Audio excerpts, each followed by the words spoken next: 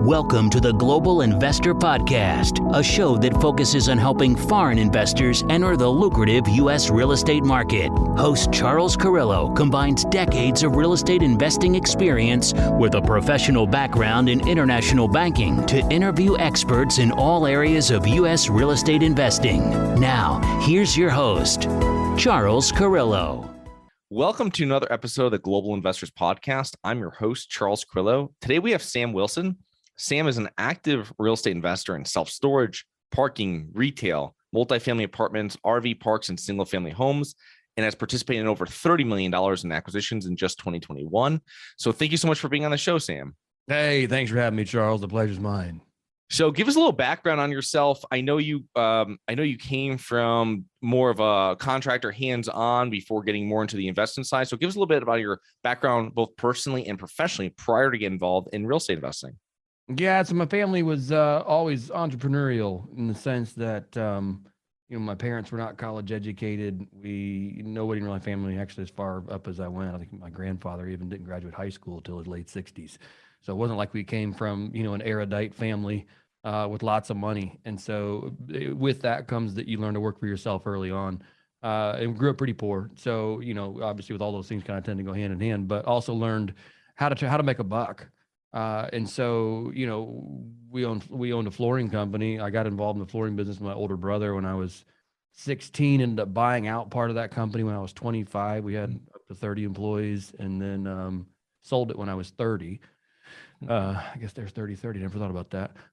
But yeah, it was, it was a learning experience. And I just figured out early on, one of the things you discover when you are in a certain industry, you want to look at the people who are ahead of you, right? You always want to say, like, gosh, if I'm in this at the age 30, what's the guy look like who's age 50 that's still in this business? And I go, I don't want to be here when I'm 50. I don't want to look like you, and I don't want to have your lifestyle. So thanks. This is great. And I did. I learned a ton of lessons about people, about hiring, firing. I mean, and just people skills. So that was great. And that's, I sold that company and then headed south because it's warmer down here than it is up there. For those of you who aren't aware and you live up north, it is warmer in the south. So yeah, I headed south because I hate the cold, and then fell into real estate, man. It just was a series of I would say the good Lord have mercy on an idiot. And I got involved in real estate. I never looked back. So that's Nice. the short of it. So what was your first real estate investment when you actually dipped your toe in? Yeah, it was a single family home. And I went from zero. I would literally, I'd say it was literally, I had no intention of investing in real estate. And 2 hours later, I owned a single family home. So that was how fast went from, oh, this is interesting, to, I guess I'm in the business. And so I bought a house at an auction, at a courthouse steps auction. And there was me and one other bidder. And I won the bid because they walked away early, and I made a pile of money on it, and I just kept doing it. And so that was the first thing we bought. And I did lots of single family flips, lease options, wholesale deals. I did everything you can do, creative finance structure wise. I mean, everything from cold calls to, online I just did it all. And in 2018, I said, this is enough. I've run my course here. We've made good money, and I'm tired, and it's not scalable. It wasn't scalable for me. Yeah. So that's when we ducked out of that and started investing in other asset classes. Yeah, I've only met one person that really scaled a single family investment business. And the only way, when you listen to the story, it was only that they had a full-time person. They had like 100 single family houses near each other, right. And they had a full-time person with it, which that's a very difficult thing to do unless you're buying them a lot, 5, 10 at a time. And that person comes out and you're kind of like the first 2 years or so you're doing it before you get up to that, 25 or 30 houses, you're floating their full-time, you know what I mean? But other than that, it's very difficult to do it. Before going into what interesting stuff you're working on now, I want to talk about auctions. You mentioned that, and I read about you doing that. And this is something not for novice investors. And I've never done it myself personally.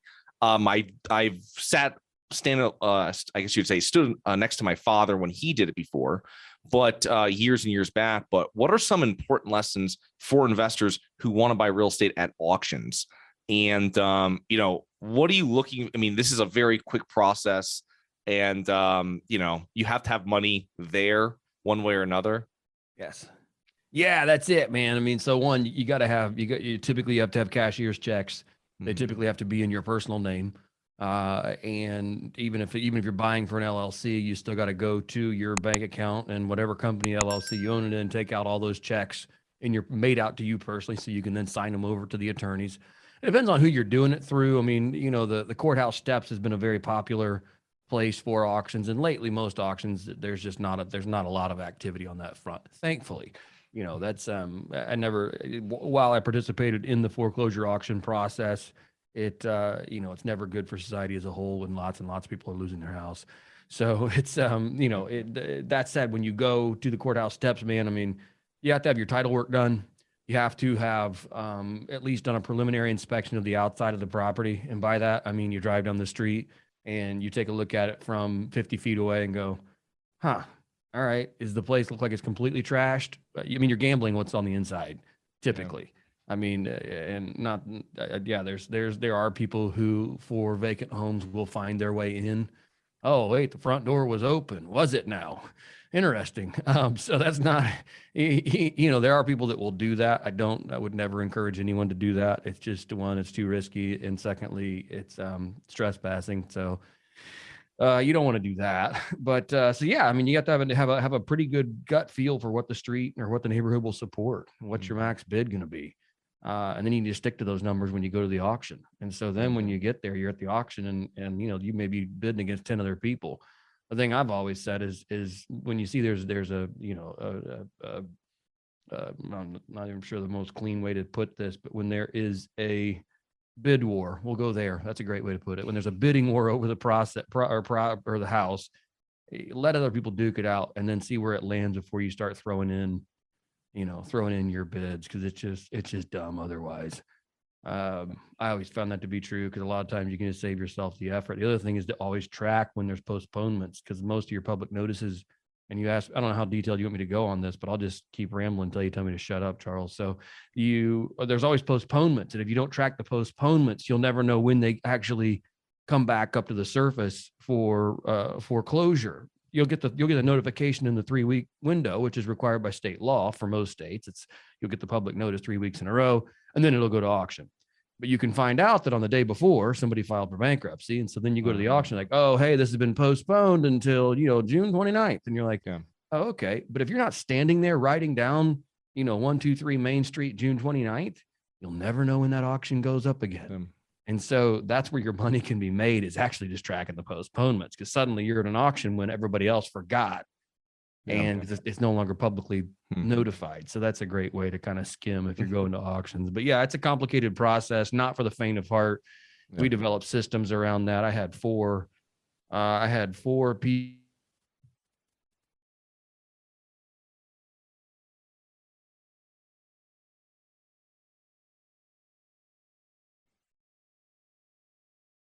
Properties.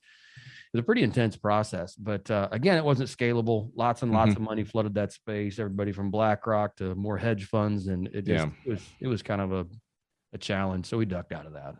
Yeah. I imagine you're not able to see the inside of it. So the old rule of thumb with flipping, 70% after repair value minus your expenses, all that stuff. I imagine you're cutting that even lower because you have no idea. And we used to do stuff like that. I used to do with my father when we'd flip houses, and it was like, just put your numbers at needs new mechanicals, needs new this, needs that. And you're like, you're starting off with like $10,000 of expenses and you have no idea.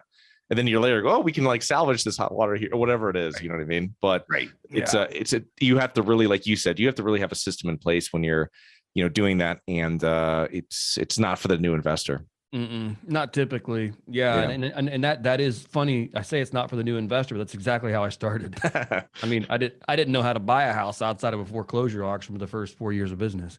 Yeah. But that's, we got lucky. I'll just say that we got lucky and didn't skin our knees too many times out of the gate. And that's, again, the good Lord have mercy on an idiot. So wouldn't recommend it.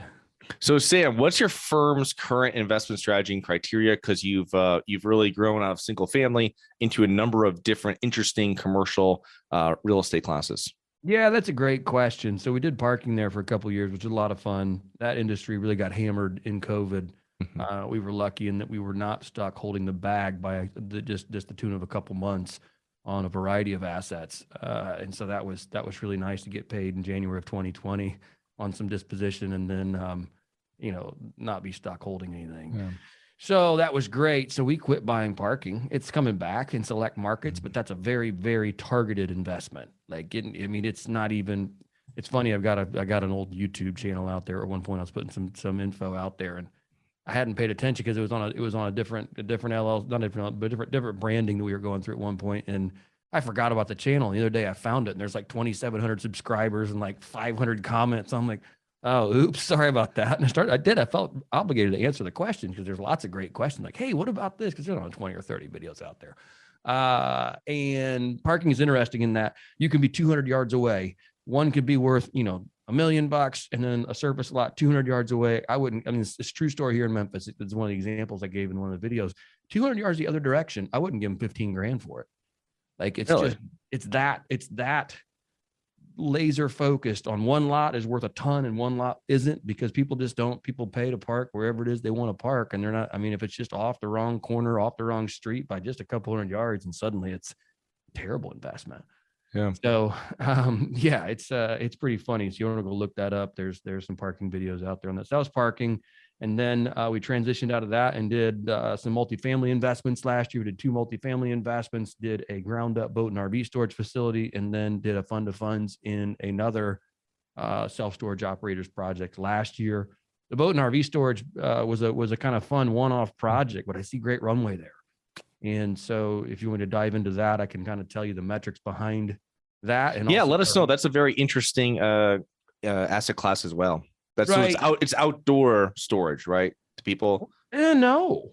This is it can be. And so here's the project we were building, and it got bought out. We just scraped the dirt basically, and somebody else came in and said, hey, we want to buy out the project. Okay, great. So we got paid. And it was fine. It all worked out, but it was 150 covered units.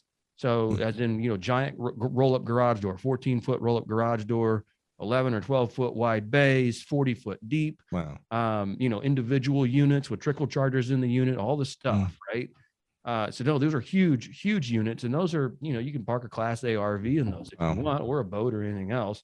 But then there was also going to be another 66 units of pull-through storage. So say you have a giant fifth wheel or something else that's, you don't want grandpa at 75 in there trying to wiggle his way with a fifth wheel into one of your, 12-foot wide bays. You want him to be able to pull in one way and then pull back out the other way with one entrance, one exit, always never backing up program. And I forget what you even asked me. I'm just telling you about the build. Oh, outdoor storage. No, it's not all outdoor. There is covered. We're going to do covered for the pull through, and then obviously bays, individual bays for the actual RVs themselves. Nice. And how are you? We are looking at a project. We're going back and forth and with one of these owners down here in the Carolinas, and on somebody, he's getting out of some mom and pop stuff from self-storage stuff. And we have extra land, and we're like, planning out exactly how we would do it. And we were figuring out that we made more money if we had done smaller self-storage, just regular climate controlled units compared to boat, because everything's really different. You take a lot of room up when you're doing boats, when there's trailers, especially some guy has a 25-foot, bow rider, he's bringing it through. You know what I mean? And a lot of turning, big truck to do it, all kind of stuff. How are you going through, or are the operators you're working with, they're making the decision of what best use per, the amount of space that you have, the acreage there of if you're developing any of these? Yeah. So, this is self-operated. So when you say operator, you talk, these are things we were going to own and operate. And that's one of the beauties of this type of investment, is that it's pretty hands off. People are, there's just not a lot of motion in an RV storage. I own an RV, and luckily I don't have to pay for storage here in Memphis, but it's, the thing moves like once every 4 to 6 weeks. So it's not like there's no need for front office or anything like that. But yes, doing layout. You can certainly have, when as part of feasibility studies and things like that, you can bring groups in that will really help you dial in that site plan if you want. On this particular project, we had so much land that it really just didn't, we were just going to make it extra big, and that was the end of it. It was like, well, if you get a 70 or 80 foot wide drive aisle, you ought to be okay. So yeah, that was not a complicated math problem for us, just because again, we had a large tract of land to work with, but that is a problem in that it does require more land. I mean, if you are constrained by the price per acre, yes, you're definitely going to generate potentially more revenue on a square foot basis on just regular climate controlled self-storage. Absolutely. I think your cost to build will be lower on a boat and RV storage facility, just because there's not as many moving pieces to it. But again, with that, it just eats up more land. So you got to figure all that out. Yeah. So you have several different asset classes you work with.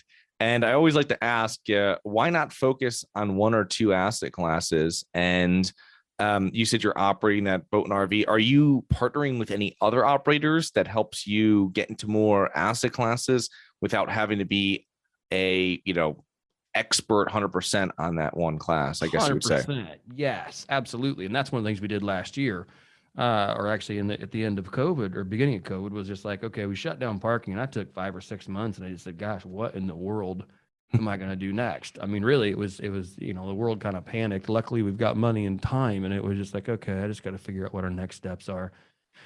And that was part of it and that's how we took down multifamily deals last year. I just came in on the capital side. I brought a lot of key industry contacts to the table. I made our LPs a ton of money by doing that. So I'm active in the business side of it, but yet I don't have to run the day-to-day deal. And that was key. And so that's one way to do it. Right. And I would recommend that to anybody. Like, if you can go out, use your slice of knowledge that you have and join a GP team, bring some money to the table, and contribute your best, the best parts of the deal you can, do that.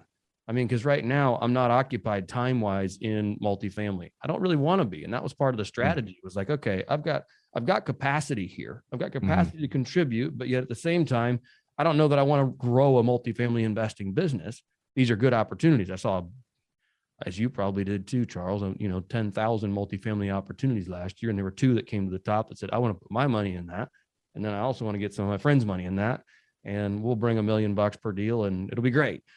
So that's what we did. And so why not focus? I am focusing. And that was part of the kind of the revelation last year in doing this boat and RV storage facility. It's like, wait, there's a lot of runway here. And I started digging into more metrics and digging into what's going on in the industry. And there's just some super compelling stats that are surrounding just RV deliveries alone that you're going to go, hey, wait, there's this thing is front loaded with incredible demand that is just not built. It's not there. It's not in the marketplace. And we're going to need that capacity in short order. That secondly with that comes RV parks. So because of the surging demand in RVs alone, I don't know. So like, I'll just give you the stats of, if you want me to, so I don't wear you out. Yeah. So 2019, I don't remember what the numbers were, but I know that in 2020, we had like a 33% increase in RV deliveries, brand new RV deliveries, right? In 2020 deliveries were roughly, and this is from the RV Industry Association, roughly 350,000 deliveries in 2020. In 2021, we had almost 600,000 brand new RV deliveries. In 2022, we are slated, they're projecting, just based upon current pre-orders and stuff in the pipeline, another 600,000 RVs will be delivered this year alone. That's 1.2 million new RVs in a 24-month window. You're gonna have to find a place to store them. I mean, how many is allowed to stay in your neighborhood HOA? Yeah. I don't know if you have an HOA, but do they allow them to be parked on the street or in your driveway? No, not. Right. How many in most cities you can't do it. You just can't do it unless you live way out in the country and you can park it in your front yard, which is also not recommended because it's out in the elements. And so you got to have a place to store them. But then, the third compelling part to that is that the demographics have shifted. So it used to be, when you think of an RV owner, who do you think of? You think of, the retirees driving around from national park to national park, going to see the country. Like, oh, okay, that's cool. No, the largest group of owners of RVs in the U.S. right now is 35 to 55 with kids. It's like, wait, that's a dramatic shift. By like 20 years overall because I'm one of them, man. I wouldn't get rid of my RV for anything. Like when I leave this house with kids in the car and we're going for more than 20 minutes, they're in the RV because we're driving 4 to 6 hours to go see family. And it's like, it's one of those, and not that we have to use it there, but people are going on vacation with them. They have to have a place to store them. There's just a lot of unmet demand on that front. And so we're seeing RV parks even start to trade, and the cap rates are compressing, but they're still not they're still not mobile home park prices, which is, mobile home park cap rates are in the, now in the fives competing with multifamily on a national average. I mean, your RV parks are 8 to 9. And the reasons for that, I think, is that they're operationally complex. So that's one of the things that we are really trying to build out this year is that, because you have short-term parkers, you have long-term, and that's the other cool thing is you can buy a long-term RV park. Say it's 80% occupied by long-term people who use them as a seasonal second home, right? It's like the poor man's vacation home. They park at one spot. The thing may never even leave. They're going to pay for it for 12 months. They're only there 4 months of the year. So you get a better tenant. You get somebody that takes care of their property more. Their RV is probably worth a lot more than maybe even some mobile homes are. And again, they're only there 4 months out of the year. And it's like, oh, wait. And you can buy that for a 8.75 cap, or you can buy a mobile home park for a 5.5 cap. And it's like, it's the same basic thing. It's just with a much better tenant. And I don't know, they're just all the dynamics there are just kind of teed up. I'm like, wait, there's good things going on here, and you got to pay attention to those. So that's why, to answer your question, like 30 minutes later, is we want to focus on RV and boat storage and RV parks in 2022. And that's really the only place I'm going. Yeah. No, that's great to find a niche that works. And just add to that, being in Florida, where you put RVs, we also add in boats on that. Right. Because everybody's got some boat, and Florida, you're not putting boats or RVs in HOAs. So it's just not a thing. So anywhere in the United States, really. Right. So this is one thing moving forward here is that I was kind of reading up when I was preparing for this episode, and it was saying that your end goal, which is similar to mine, is to be an LP, passive investor, which when I talk to people, especially when you go to industry events that I imagine you and I have been to before, where you talk a lot about doing syndications and being the general partner and all that stuff.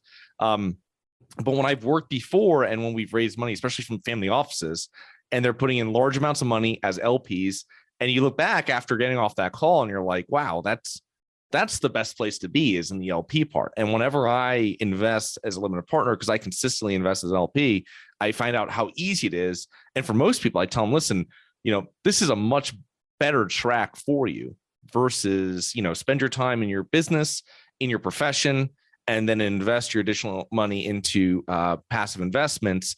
It's because you become a syndicator. It's another business that you're starting, unless you really love it. But I don't think most people love that. I think they get sold by the passive income. It doesn't really happen. For sure. Yeah, absolutely, man. You gave me 20 million bucks today, and I'd be like, okay, bye. Like I can find a way to put a 7 handle in front of whatever that passive income number is with 20 million bucks a year. And that's plenty of money for me, man. Like, life is short, I love what I do. It's fun, but it's not like, I mean, it's a means to an end. It's the means to an end that's effective. I think it's effective and it's proven. And, with my skill set, it's very possible. So, okay, go do that. But yeah, in 10 years, man, when I'm 50, I would love to be a simple passive investor. And being on the money side also, I think is fun too, because you get to experience a variety of deals without having to do anything other than watch the money come to your bank account, or not if you suck at picking deals. So, but yeah, that's just why. Yeah, there's a lot of fun in being a passive investor. And I'm like you, I'm a passive investor in a lot of different stuff too. And it's like, oh, that's my favorite part. Oh, hey, wait, we doubled your money in 3 years. Great, thank you. And I did nothing but write you a check and collect the check when it came back in. Yeah. It's also another thing I find too, is that I'll have a lot of investors that will be active investors in maybe their own deals, a duplex here, single family here, whatever it might be. And then they're putting money into other deals, and they're really spreading their capital over doors, which is something I'm a huge proponent of. You know what I mean? I do a 90 unit deal or 110 unit deal, and then maybe I invest in a bunch of different other passive deals. And now I've got a few hundred deals that this money is spread over, and anybody can do that. And that's where you go through another 2020, right? And now you're worried in the springtime of March 2020, you're like, who's paying rent? What's going on? And now you have hundreds, maybe thousands of doors that your funds are crossover. Now, the chances are that you're going to have consistent income or less volatile income, let's say, in that time period is pretty, pretty accurate. Yep, absolutely. I love that. Yeah, you're absolutely right. Absolutely right. So what common mistakes do you see real estate investors make after so many years of being in the business on both sides of it?